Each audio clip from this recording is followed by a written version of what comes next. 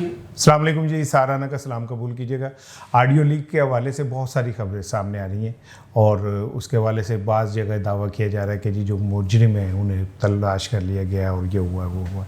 मैं इस पे बात नहीं करूँगा, लेकिन दो चीज़ें आपसे शेयर करनी है कि इस ऑडियो लीक का फ़ायदा किसे हुआ और नुकसान किसे हुआ।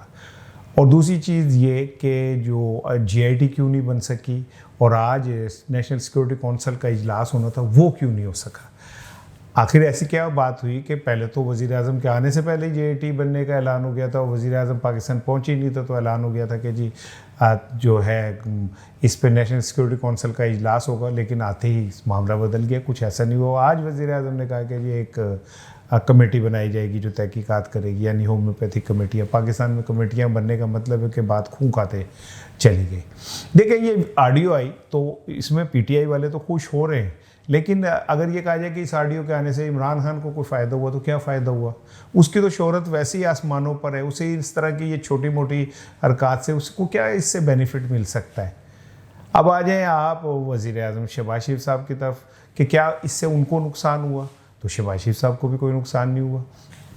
रिकॉर्डिंग किसी ने की, वज़ीर आज़म हाउस की सीक्रेसी किसी ने आउट की और इसमें तो वो इदारे ज़िम्मेदार हैं जिनके ज़िम्मे था कि वज़ीर आज़म हाउस की सीक्रेसी को कायम रखें। फिर ऑडियो क्या है, एक में मरीम साहिबा कह रही हैं कि आप पेट्रोल की कीमतें बढ़ा दें और दूसरी में कह रही हैं कि मिफ्ता इस्माइल को फारिग कर दें।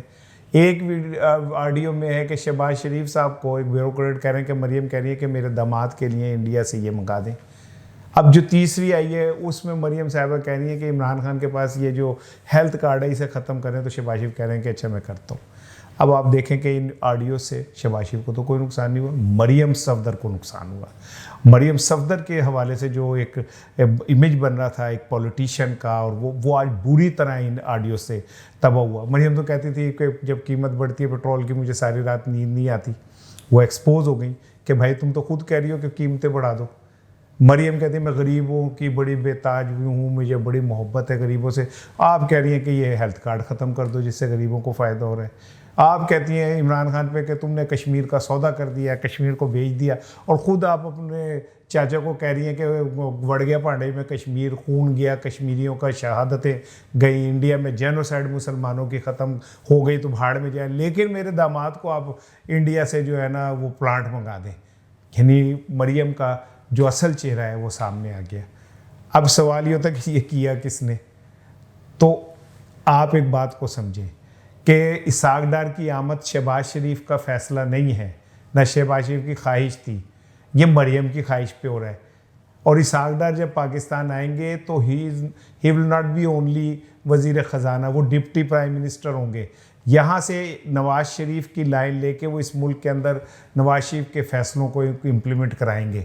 यानी मरीम, नवाज़ शरीफ और जो इसहाक डार नेक्सिस है ये बनेगा, और ये शहबाज शरीफ तो आउट हो गए। अब जब इमरान ये बेहतरी आएगी तो सारे कहेंगे बल्ले बल्ले नवाज़ शरीफ का फ़ैसला देखें जी, इसहाक डार वहाँ से मसीहा आ गए और उन्होंने आते ही ये कर दिया, $6-7 रुपये नीचे भी गिर गया। तो सवाल तो ये भी पैदा होता है कि ये अचानक अभी वो आए नहीं तो कैसे गिर गया। तो इसका मतलब है कि कोई क़ुव्वतें हैं नवाज़ शरीफ की जो इस मुल्क की इकॉनमी को बांध के रखती हैं, और वो जब चाहते हैं इस इकॉनमी के लिए डॉलर गिरा देते हैं या बढ़ा देते हैं। इस पर अभी मैं बात नहीं करूँगा, लेकिन शहबाज शरीफ बहुत तंग थे मरीम साहिबा से।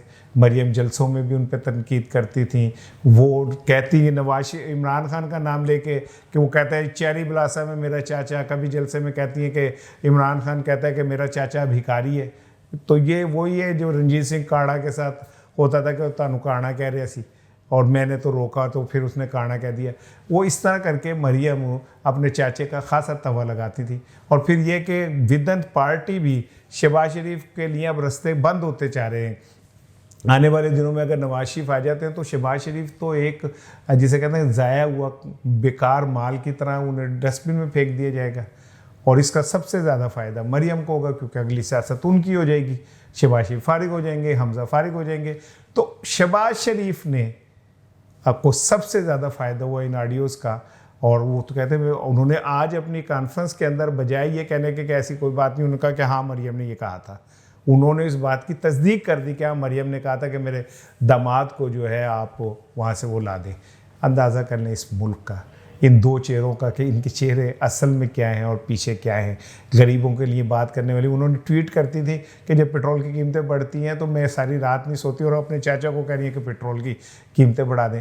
इमरान खान को कहते हैं तुमने कश्मीर का सौदा कर लिया, और ख़ुद वो अपने चाचा से कह रही है कि भारत से मेरे दामाद को। इस मुल्क में दामाद, इस मुल्क में बेटे बेटियाँ, इन रईसों की, इन ताकतवरों की, इनका मुल्क है। एक वो बंदा इसहाक डार वज़ीर आज़म के तैयारे में फ़रार होता है, और फिर वज़ीर आज़म के तैयारे में ही पाकिस्तान आ जाता है। इतनी पाकिस्तानियों की औकात है। अस्सलाम वालेकुम।